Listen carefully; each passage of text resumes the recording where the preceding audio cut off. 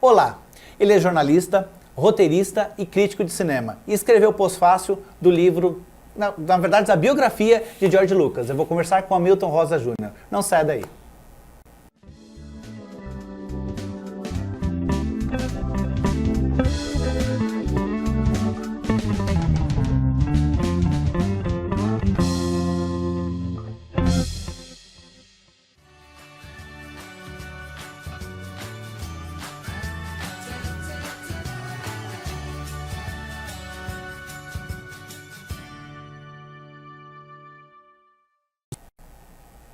Hoje nós vamos falar de Star Wars.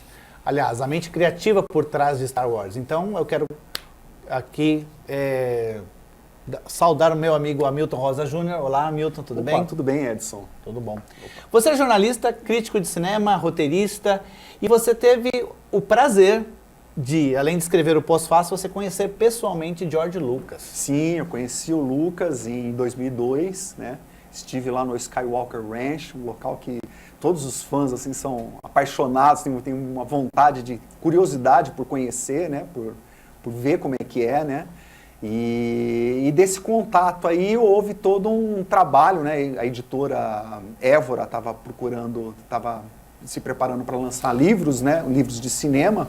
Do selo Generale, né? Do selo Generale, exatamente.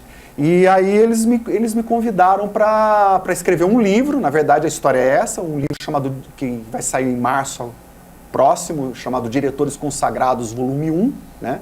E nesse período eu estava contando para eles algumas histórias que eu vivi, né, do cinema, né? Entre as quais visitando o rancho lá do Lucas, entrevistando ele, e eles se propuseram a lançar um livro sobre o George Lucas. Entendi. Agora, deixa eu falar uma coisa pro pessoal. Você é crítico de cinema e você tem um programa dentro da TV Êxito, da TV chamado Mundo de Cinema, né? Isso. E você fala diretamente para a câmera, que é o que você está fazendo agora. Exatamente. Então tá bom, não olha para lá, olha para mim. Você não está no seu programa, você está no meu programa. Vamos lá. Eu gostei bastante do seu programa, inclusive. Eu assisti uma crítica, inclusive agora eu vou olhar para a câmera. Inclusive o pessoal entra lá no canal dele, que é Mundo de Cinema ou do Cinema? Mundo do Cinema. Mundo do Cinema. Procura lá, que são críticas fantásticas e a edição desses programas são feitas por ele mesmo. E eu assisti uma da Lucy, do filme Lucy, fantástica. Eu gostei demais mesmo. Você tem um jeito fácil de falar, de editar também, gostei bastante. Mas olha pra mim. Claro, senão eu não sei falar com quem não olha pra mim. Então, deixa eu mostrar. Mostra pra mim aí, Fábio, a capa do livro, por favor. Aí, já tá na tela. George Lucas, o Skywalking. E foi escrito por Dale Pollock. É isso o nome? A pronúncia? Isso, exatamente. O que é interessante falar sobre o Dale Pollock é que esse livro ele é importantíssimo, ele é assim, definitivo, na verdade, para quem é fã do George Lucas e quem é fã de cinema em geral, tá? Porque o Dale Pollock foi um dos poucos jornalistas que teve acesso ao Lucas e fez mais de 80 entrevistas com o Lucas. Você tem a possibilidade de estar com um cara que é extremamente reservado, né? Ele é uma pessoa muito conhecida, mas um cara extremamente reservado e conseguir fazer 80 entrevistas com ele, quer dizer, horas e horas. Então aí, é uma biografia autorizada. É uma biografia autorizada até o ano de 2000. Por quê? Por quê? Por quê? Porque ele pegou toda a carreira do Lucas, foi conversando com o Lucas e tal, né? Ele pegou toda a carreira do Lucas, na verdade, desde criança, o Lucas, né?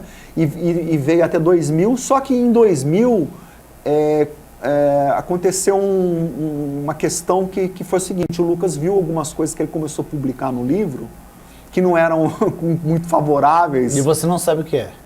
Na verdade, eu sei do que se trata. E pode falar? Posso falar, sim. Na verdade, ele ficou desconfortável com algumas insinuações que o Dale Pollock colocou sobre o relacionamento que ele tinha com o Coppola. O Coppola sempre foi visto como o irmão mais velho do Lucas, né? O Coppola e o Lucas, na verdade, eles começaram no cinema junto. Né? São da mesma escola. Eles são da mesma escola. Na verdade, assim, o Coppola foi o primeiro que entrou na faculdade. Eles são, aliás, o Lucas e o Coppola, eles fazem parte da primeira geração de cineastas que se formou em faculdade. Porque até então o cinema não era considerado uma arte com... As pessoas aprendiam a fazer na prática. Aprendiam a fazer na prática. Como o Spielberg aprendeu, técnicos, né? O Spielberg ele aprendeu a fazer na prática, mas ele pegou o canudo dele questão de 4 ou 5 anos atrás. Ele foi para a faculdade. Que legal isso. Ele foi para a faculdade, ele se formou, tudo. O que é muito interessante em se falar um aposto sobre o Spielberg é que, se você reparar, de uns 5 anos para cá, o cinema do Spielberg mudou. E talvez tenha mudado por causa disso mesmo, porque ele voltou ao banco voltou ao banco das universidades, né?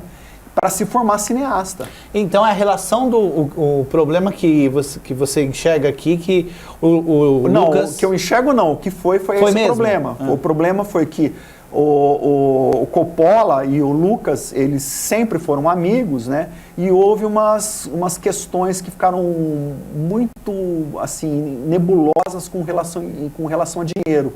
Do tipo assim, o Coppola estava numa fase difícil da carreira, e ele teria ido emprestar dinheiro do Lucas, e o Lucas meio que se desviou, assim, deu uma, né? Teria sido esse o problema, entendeu? Então quer dizer que o livro foi até 2000 por causa disso? Foi por causa disso. Quando ele descobriu. Foi. E nesse livro... Não, na verdade não é que ele descobriu, ele leu, ele viu, eu não queria que você falasse sobre isso e tal. Ah, mas eu não tenho como não falar, eu sou jornalista, eu tenho que contar todas as coisas, né, que eu vejo. Então não autorizo mais.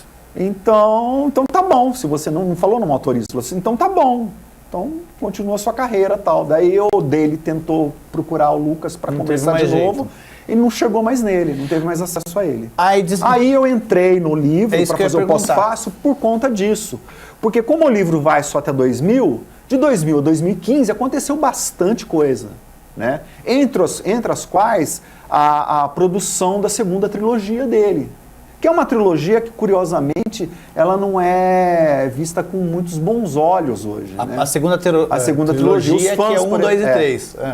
Os fãs, por exemplo, eles ficam muito divididos quando se fala dessa segunda trilogia. Eu acho que essa segunda trilogia, eu acho que ela é um pouco mais complicada, a trama, né?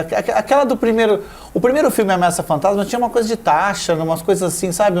É meio complicado aquilo lá. Acho que... Então, olha, na verdade... Não tem a simplicidade do Uma Nova Esperança, né, por exemplo. Não, mas se você for pensar, Uma Nova Esperança não é um filme simples, ele é enganosamente simples, né? E aí você vê o que o Lucas tem, onde está o talento dele. O talento do Lucas está ele é um artista conceitual. O Lucas é um artista conceitual. Se você reparar, o primeiro Star Wars, que foi exibido em 77... A primeira coisa que você vê quando apaga as luzes e aparece na tela, aparece assim, episódio 4, Uma Nova Esperança. Porra. Você não entende, cadê os Caramba, 3? E o 1, o 2, o 3? Eu lembro quando eu fui assistir esse filme, todo mundo ria disso. Caramba, onde que tá o 1, o 2, o 3? Ele começou o filme pelo 4. Né? Coisa de japonês, né? Começou por fim, como é que vai ser isso aí? Mas quando ele lançou, não chamava Uma Nova Esperança, né? Chamava. Já tinha, era Star Wars, Uma Nova Esperança, só que a gente só conhecia como Star Wars, porque não se pensava em subtítulo. Aí você vê a questão do conceito. O conceito que ele criou aí, né? Aí você assiste todo o filme, você vê o que ele fez. Ele emulou todo o cinema dos anos 30. Né? Ele pegou aquele cinema, o Flash Gordon, as séries, né, tipo Flash Gordon, Jin das Selvas, também, né? A coisa do samurai é o Kurosawa, que ele é apaixonado pelo cinema do Kurosawa. Ele usou isso para criar, digamos, as vestes dos Jedi. Sim, as vestes dos Jedi, né? E assim, uma série de coisas. Cowboys também, né? A roupa tudo. É uma mistura de tudo. Ele fez uma síntese que era uma coisa que não tinha no cinema, outra coisa que era nova. Então não era simples. E aquela coisa da jornada do herói também, né? A jornada do herói, do Campbell. Que virou digamos assim, uma bíblia, né? A partir dali que Sim, a partir dali virou. Exatamente. Então, assim, ele explorou a mitologia de uma forma como não era explorada. E num momento em que o que o cinema americano estava vivendo? O cinema americano, na verdade, os americanos, eles estavam vivendo o quê? A derrota do Vietnã. Né? Eles estavam naquele momento de mal-estar, né? O mal-estar de ter perdido ali no Vietnã, né? O mal-estar do escândalo de Watergate, né? Então, assim, ali era um momento em que estava se jogando todas as verdades na cara da América. A América estava sendo, né? E de repente ele veio com uma fantasia, né? Ele veio com um filme de fantasia. Então, assim, isso daí foi uma coisa, uma reinvenção. Deixa eu te perguntar cinema, uma coisa aqui. Do cinema de aventura, no Antes caso. de eu perguntar o que eu quero aqui, eu quero te fazer uma pergunta. Esse livro, então, você diria que ele está mais completo que o original? Ele está mais completo do que o original, porque, como eu disse, depois disso, o Pollock, assim, ele não escreveu mais nada a respeito, ele não tinha mais contato. Mas ele poderia ter feito sem o contato com o Lucas. Sim, não. Eu não sei se ele, de repente, não lançou, mas, assim, o que eu vi uma edição que foi publicada, acho que 2012, talvez tenha alguma coisa a mais ali, entendeu? Mas assim, o pessoal comprou o que tinha os direitos. Acho que ele não quis mexer. Entendi. Não sei porque eu não tive contato com o Daily Pollock, né? Tá.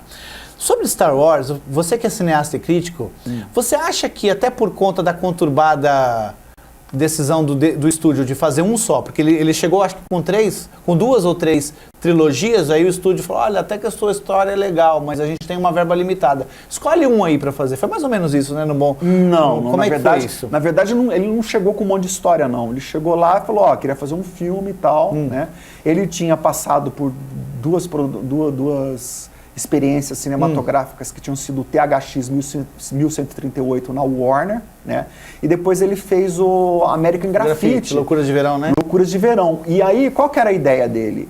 Da mesma forma que ele tinha pegado os anos 50, né? E colocado, e resgatado os anos 50, colocado na tela e feito sucesso com isso, que o filme fez mais de 100 milhões, o American Graffiti. Né? Caramba! Foi o maior sucesso na década de 70. Você não vê hoje mais esse filme? Não se fala muito dele, né? Porque ele ficou meio que circunscrito àquela época, entendeu? Aquela era ali, começo dos anos 70, né?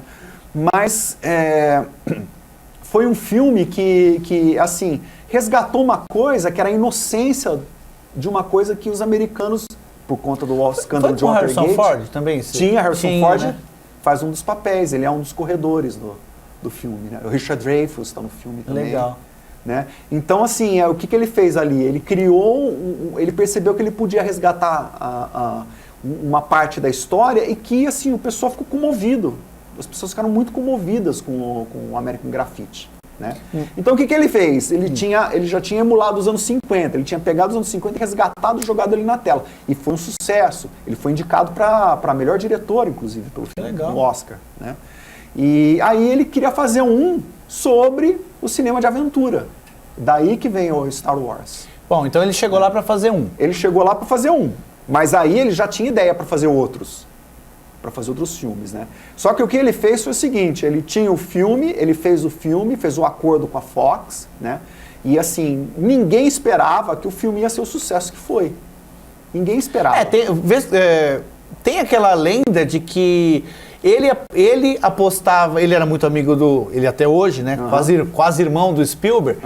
Ele apostava muito no contatos imediatos do Spielberg, grau, e o Spielberg falou, não, o teu é muito melhor que o meu. Vamos fazer o seguinte, independentemente do resultado, se por acaso... Independente do resultado, eu fico com 3% da sua bilheteria e você fica com 3% da minha bilheteria. E até hoje o Spielberg está ganhando uma porcentagem. É verdade isso? É verdade. O Spielberg ganha. Que coisa, rapaz. Ganha. Então, mas aí é que está o aspecto. Dizem, assim, as más línguas, isso não está muito no livro, tá? Isso daí é em livros que contam a história. Tem um livro, por exemplo, que conta a história do Lucas, e é mostrando muito pelo ponto de vista da ex-mulher dele. Então, daí você vê cobras e lagartos, né? Obviamente, claro. né? E aí essa mulher, a mulher, que é a Márcia Lucas, né? Que era editora dele, inclusive, né? Ela disse que ele sempre foi muito comerciante, o Lucas. E assim, ele sofria com essa coisa do dinheiro. Ele sempre foi um cara muito dinheirista. Né? E ele sofria com essa coisa de, tem que fazer isso, tem que fazer aquilo e tal, né?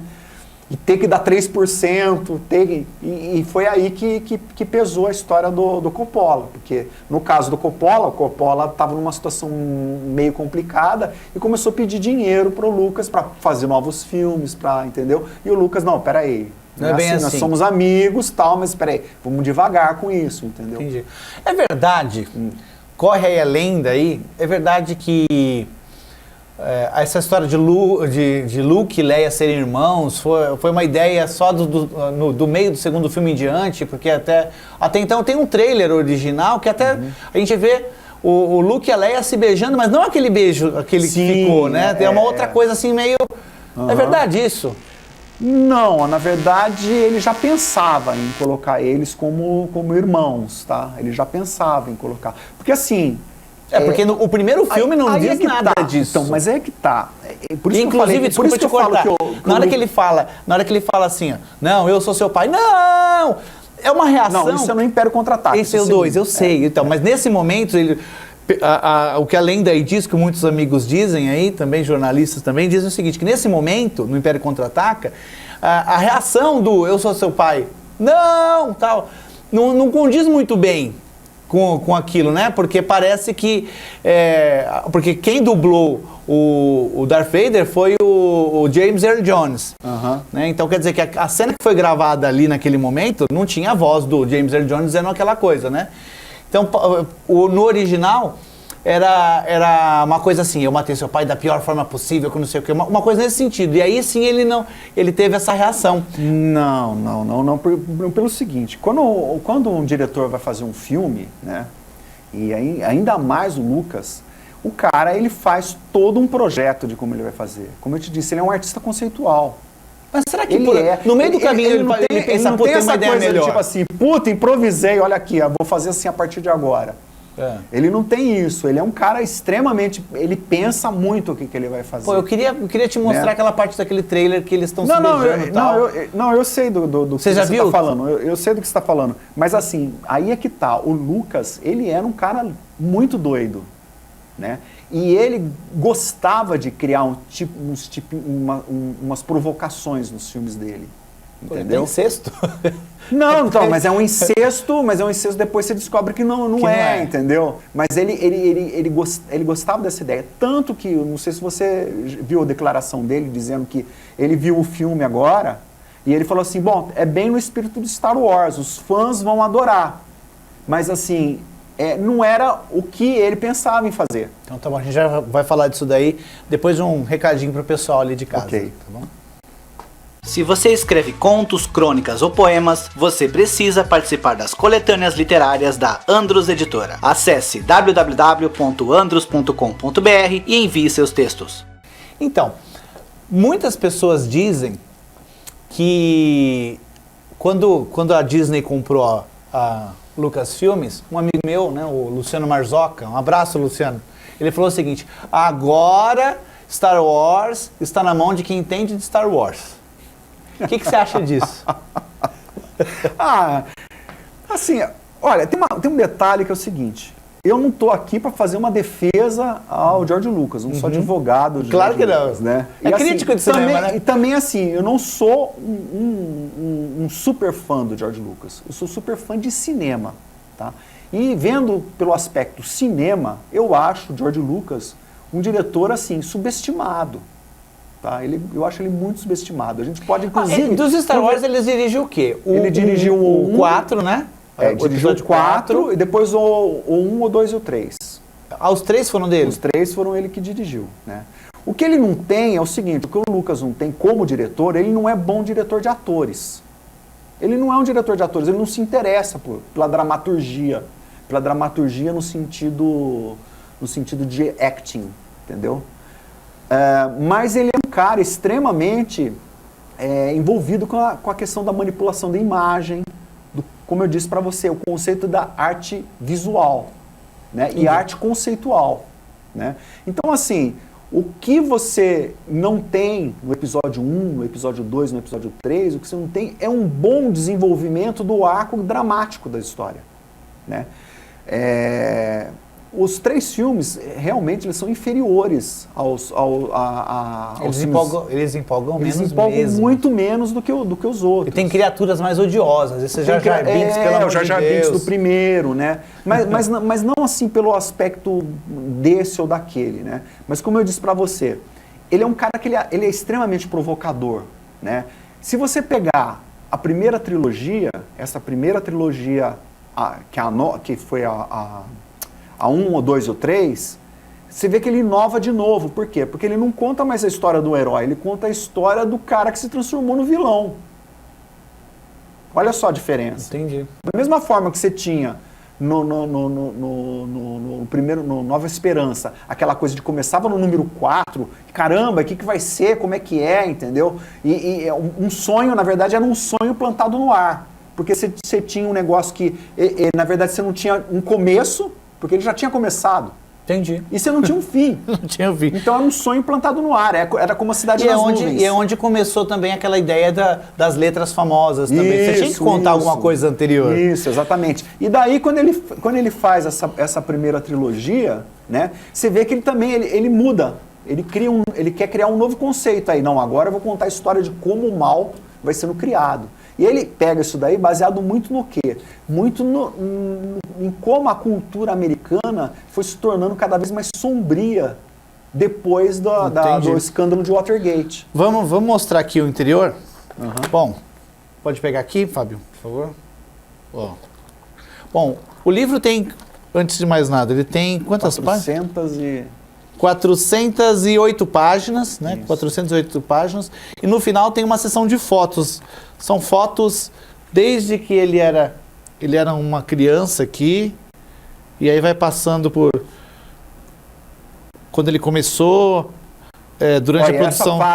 Nessa fase aí, ele, por exemplo, eu não sei se você sabe disso, ele foi um dos câmeras de Woodstock, do festival de Woodstock. Ele estava em Woodstock. Pô, era bonitão, hein, o cara, meu.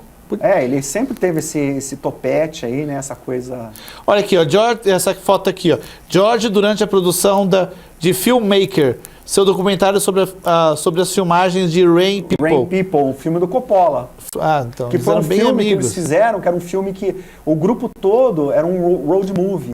Legal. E a história ia rolando na estrada. Vamos ver mais uma aqui, ó. Vamos ver mais uma aqui. Aqui no casamento dele com a ex-mulher, Marcia Griffin, que era a editora dele, né? Era a editora dos filmes dele. Você falou. Ela foi editora de Taxi Driver, por exemplo. Legal. É muito talentosa ela. Aqui com Gary Kurtz, diretor no set de Loucuras de Verão, né? Que é o American Graffiti. Uhum. Aqui já é com o Mark Hamill. Isso no primeiro Star Wars. Na Tunísia, em 76. Caramba. Muito legal. Sabe uma coisa muito interessante sobre o primeiro Star Wars? É que quando ele foi desenvolver o filme... Tá bom, beleza. Obrigado, Fábio. Toda essa coisa que se fala hoje da tecnologia e tal, assim...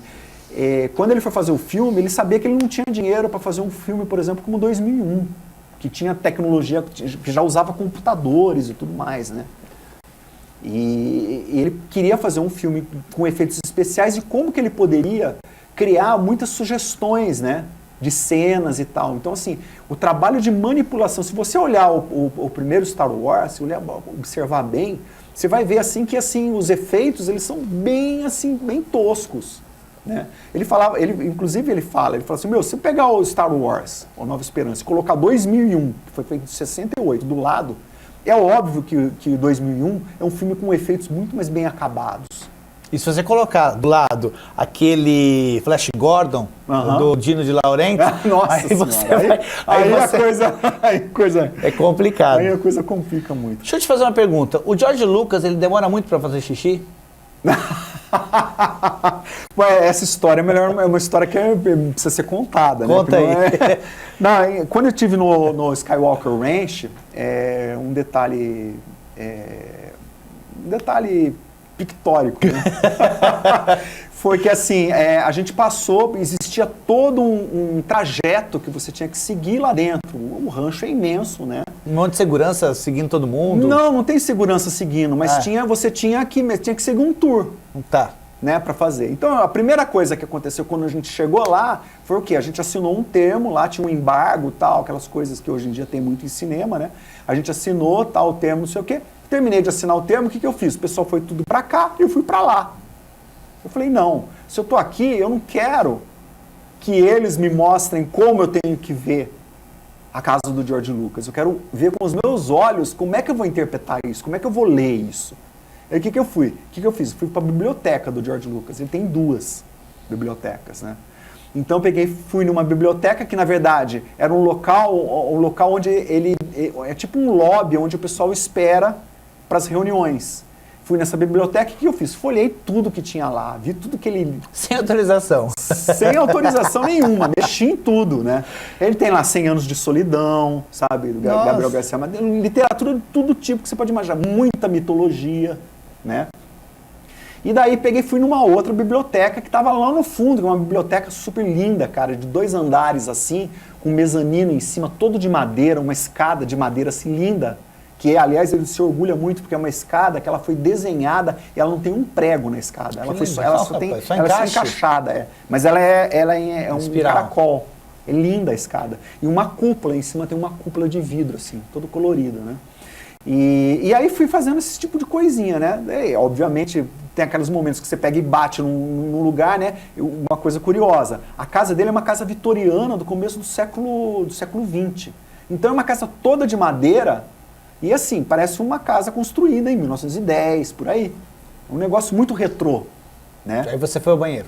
Não, então, antes de ir no banheiro, eu peguei e bati numa parede, cara, começou a descer tela, começou a descer um monte de coisa. Porque você a tecnologia... derrubou? Não, é que tá, não encostei num lugar que acionou várias coisas eletrônicas que tinha na casa. Porque assim, você não vê a eletrônica na casa dele, assim, de uma forma evidente. É tudo muito começo do século XX. Entendi. Ele é muito tudo chegado planejado nesse tipo de coisa, E aí o que aconteceu, essa história do banheiro, foi que no período da tarde, depois eles já me encontraram, me puxaram de volta pro grupo e tudo mais, né?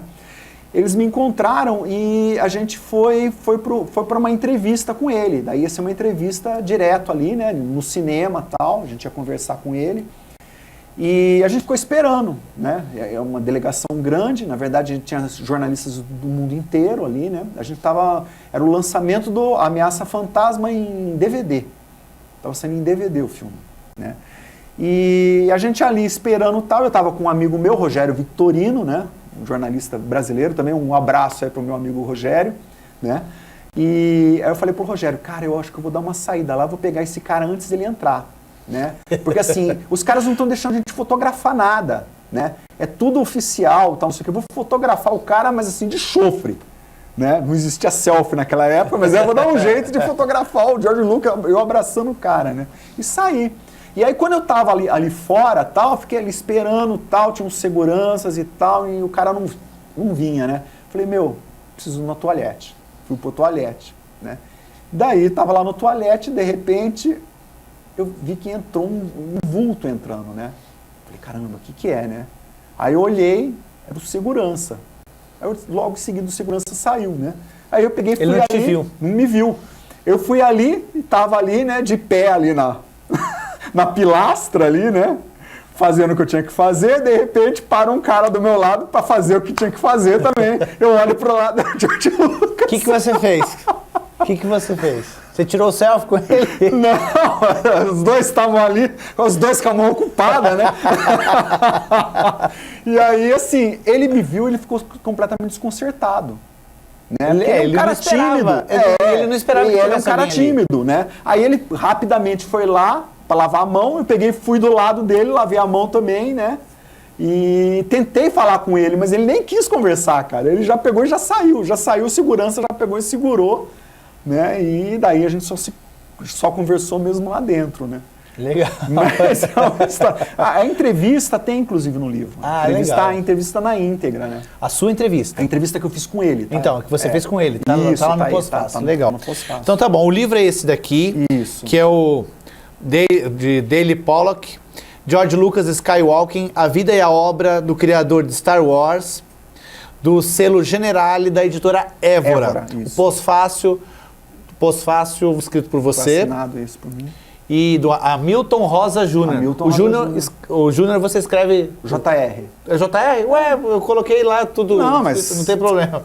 Não tem uma padronização. Não tem. Então quem quiser adquirir, muito bom esse livro aqui. Tá. E agradeço a sua presença. Puxa, obrigado. Foi um bate-papo muito legal, passou rápido. Tem tanta coisa mais para dizer. É verdade. Né? Também Star Wars, né? Tem muita coisa para dizer. Eu espero que você volte aqui para falar de outros livros, outros projetos seus, que você é cineasta também, sim, né? Sou. Então quero que você volte aqui. Muito obrigado. Opa. Até mais. Valeu. Será sempre bem-vindo. Ok. E vocês, na semana que vem, aqui de novo. Tchau.